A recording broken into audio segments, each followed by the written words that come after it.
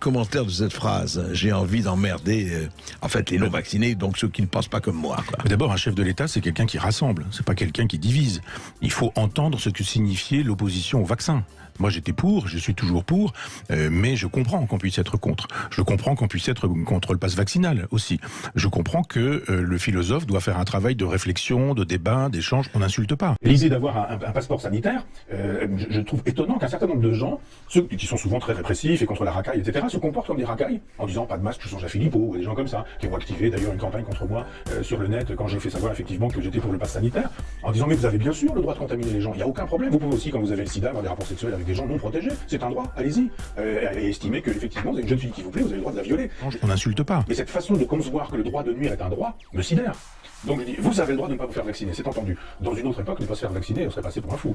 Vous avez le droit de ne pas vous faire vacciner. Mais la société a le droit de dire, mais puisque vous ne voulez pas protéger les autres, la société va se protéger de vous. Moyennant quoi, dans des endroits où vous risquez de contaminer des gens, vous n'aurez pas la possibilité d'entrer. Alors libre à vous de vous comporter de manière dangereuse, mais acceptez que la société se préserve aussi, et préserve les gens, c'est ce que je dis depuis le début avec Macron. Un chef d'État préserve son peuple. Il n'expose pas son peuple. Et cette idée qu'on devrait pouvoir exposer le peuple, si on roule sur la route à moins de 130 sur une autoroute, c'est exactement la même chose. On va pas dire, mais enfin, ma liberté, j'ai bien la liberté, j'ai une voiture qui roule à 250, j'ai bien le droit de rouler, et puis j'ai bien le droit de rouler ivre-mort, et puis j'ai bien le droit de rouler c'est ce que vous après. reproche certaines personnes dont on a lu les commentaires. Ils disent, mais Michel Onfray, que l'on pensait comme étant assez proche des libertés, finalement, peut être liberticide. Non, parce que les libertés chez ces gens-là, c'est le pouvoir de nuire. Il n'y a pas de liberté de violer. On n'insulte pas. Il n'y a pas de liberté de voler. Il n'y a pas de liberté, même pour moi, d'insulter. On n'insulte pas. Il n'y a pas de liberté de conduire ivre-mort. Il n'y a pas de liberté de couper la tête des gens. Il n'y a pas de liberté de dire que les chambres à gaz n'ont pas existé ou je sais pas quoi. On n'insulte pas. Et il y a un moment donné où la liberté, c'est pas la licence. Les gens ont l'impression, parce que c'est quand même sidérant, mais au XVIIIe siècle, quand il était question de liberté, eh ben, c'était la liberté de Rousseau, c'était la liberté de Voltaire, c'était la liberté de Montesquieu. Et on se battait là-dessus. Est-ce que l'obéissance à la loi qu'on s'est prescrite est liberté, comme le dit Rousseau? Est-ce que la liberté, c'est la possibilité, etc., etc. Hier, parce que j'ai vu en terrasse des gens qui disaient, moi, ma liberté, c'est quoi? C'est de boire des coups? C'est de me faire une toile?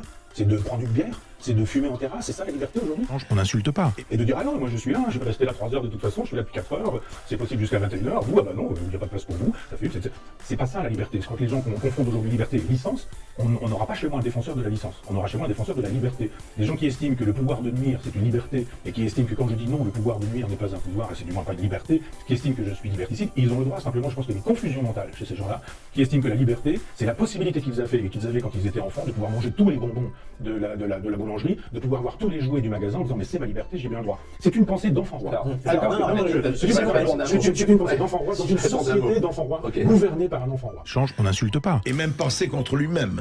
Éventuellement. Moi, j'ai dit à un moment donné, stop, on ne vaccine pas les enfants, par exemple. En disant, j'ai des choses que j'accepte, mais je n'accepte pas tout.